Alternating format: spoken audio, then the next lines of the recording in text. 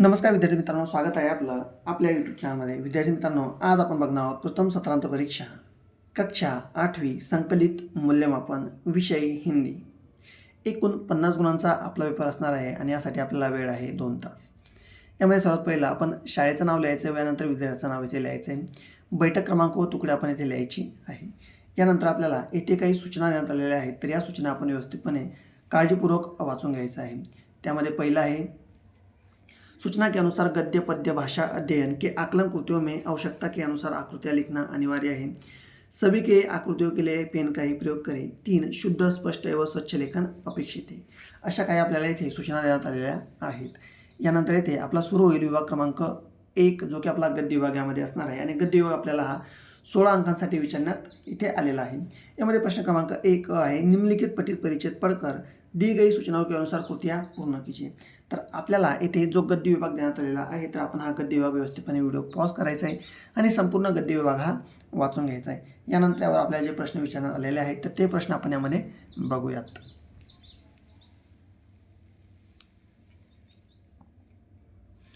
यामध्ये कृती क्रमांक 1, आकृति पूर्ण कीजिए.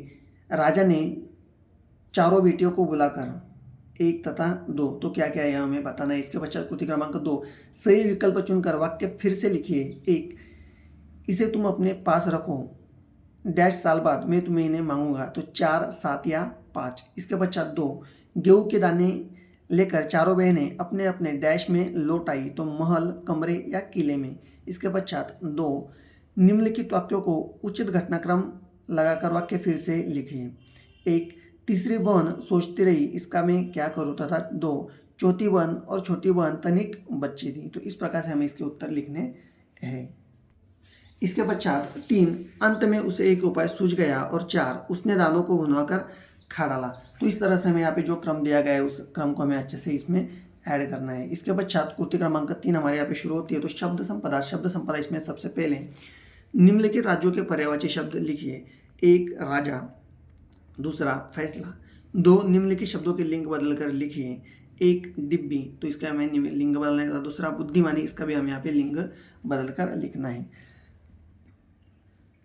इसके पश्चात कृति क्रमांक 4, स्वमत अभिव्यक्ति. बुद्धिमान शासक के शासन में ही प्रजा सुखी रहती है. इस विषय पर हमें अपने विचार यहाँ पे लिखने हैं. कुल यहाँ पे हमें इसके लिए 2 अंक दिए गए हैं. इसके पश्चात निम्नलिखित पठित परिच्छेद पढ़कर दी गई सूचनाओं के अनुसार कृतियाँ पूर्ण कीजिए. तो यहाँ पर हमें जो गद्यांश दिया गया है उसे हमें अच्छे से पढ़ लेना है. फिर इसके पश्चात इस पर पूछे गए प्रश्न हमें यहाँ पे लिखने हैं. कृति क्रमांक 1, आकृति पूर्ण कीजिए. लेखक ने डॉक्टर रामकुमार को यहाँ देखा था. ठीक है, तो लेखक ने डॉक्टर रामकुमार को कहाँ देखा था यह हमें इस पर बताना है. इसके पश्चात कृति क्रमांक 2, उत्तर लिखिए. पहला, लेखक के दिमाग में उठने वाले विचार. तो लेखक के दिमाग में 1 तथा 2 कौन से विचार उठ रहे थे हमें बताना है. इसके पश्चात 2, डॉक्टर राजकुमार यहाँ रहते थे, तो उनका शहर तथा उनका निवास स्थान हमें बताना है. इसके पश्चात कृति क्रमांक 3, शब्द संपदा. इसमें सबसे पहले निम्नलिखित शब्दों में प्रत्यय जोड़कर शब्द बनाइए. व्यवहार तथा विचार. इसके पश्चात 2, परिच्छेद में प्रयुक्त उपसर्गयुक्त शब्द ढूंढकर लिखिए. तथा 3, निम्नलिखित विराम चिन्हों के नाम लिखिए. तो यहाँ पे हमें इसका नाम तथा यह जो हमें यहाँ पे विराम चिन्ह दिए गए हैं, तो इनका नाम हमें यहाँ पे बताना है. इसके पश्चात कृति क्रमांक 4, स्वमत अभिव्यक्ति.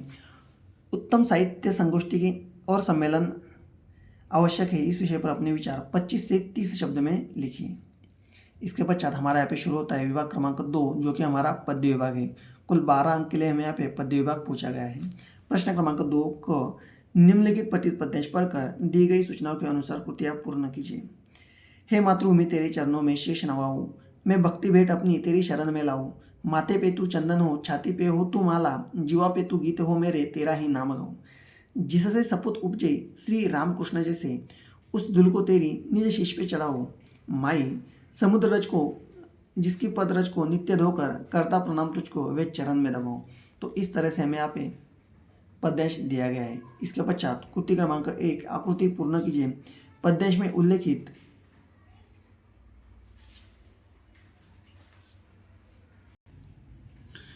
कृति क्रमांक 1, आकृति पूर्ण कीजिए.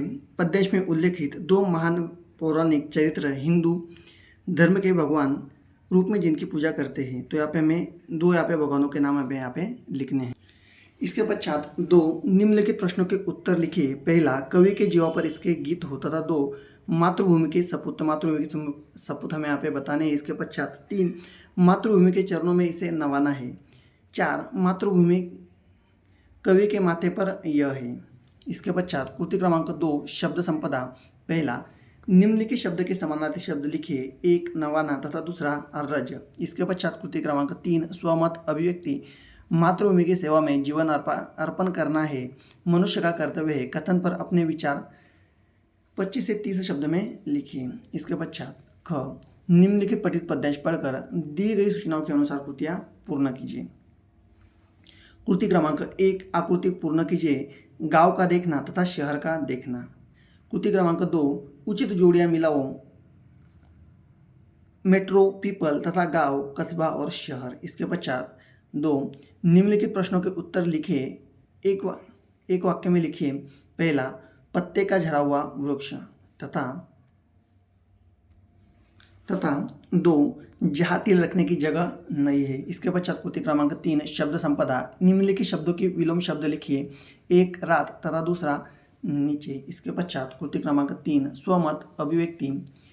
भारतीय संस्कृति के दर्शन देहातों में होते हैं। इस विषय पर अपने 25 से 30 शब्द में उत्तर लिखिए। इसके पश्चात विभाग क्रमांक 3 भाषा अध्ययन व्याकरण विभाग। कुल अंक 10 यहाँ पे हमें दिए गए हैं। प्रश्न क्रमांक 3 सूचना के अनुसार कृतियाँ पूर्ण कीजिए। पहला, निम्नलिखित वाक्यों में से रेखांकित शब्द संज्ञा भेद पहचान कर लिखिए। कुल 2 अंक। 1 हिमालय श्रेष्ठ पर्वत है तथा दूसरा रमेश दूध पीता है। इसके पश्चात 2 निम्नलिखित वाक्यों में से रेखांकित सर्वनाम शब्द का भेद पहचान कर लिखिए। 1 मैंने आज काम किया तथा दूसरा बाहर कोई है। इसके पश्चात 3 निम्नलिखित वाक्यों में से रेखांकित विशेषण शब्द भेद पहचान कर लिखिए। सीता सुंदर लड़की है तथा दूसरा मेरा कक्षा में पहला नंबर आया। इसके पश्चात 4 निम्नलिखित विराम चिन्हों के नाम लिखिए। तो यहाँ पे हमें जो विराम चिन्ह दिया गया है इसका तथा यह विराम चिन्ह का हमें नाम बताना है। इसके पश्चात 5 शब्द समूह के लिए एक शब्द लिखिए जिसकी तुलना न हो सके, तो वह इसे हम क्या कहते हैं। इसके पश्चात 6 निम्नलिखित अधोरेखांकित अव्यय के भेद पहचान कर लिखिए कोई भी एक। पहला, मैं कल गाँव गया था तथा दूसरा रमेश और महेश मित्र हैं। इसके पश्चात 7 निम्नलिखित मुहावरों का अर्थ लिखकर वाक्य का प्रयोग कीजिए। पहला, चक्कर में पड़ना, तो इसका हमें यहाँ पे अर्थ बताना है तथा दूसरा गले लगना, तो इसका हमें यहाँ पे अर्थ बताना है। विभाग क्रमांक 4 रचना विभाग उपयोजित लेखन। सबसे पहले प्रश्न क्रमांक 4 निम्नलिखित पत्र का प्रारूप तैयार कीजिए। 252 सोमवारपेट कराड़ रोड से नितिन कल्पना दत्त भागवत अपने मित्र के जन्मदिन की बधाइयाँ देते हुए पत्र लिखता है। अथवा आदित्य सदन इंदिरा नगर कस्तूरबा नगर गांधी मार्ग औरंगाबाद से Aditya Borkar police inspector police station Shivaji Nagar Aurangabad 431-001 को लाउड स्पीकरों के शोर से होने वाली परेशानियों की शिकायत दूर करने हेतु पत्र लिखता है या लिखती है। धन्यवाद।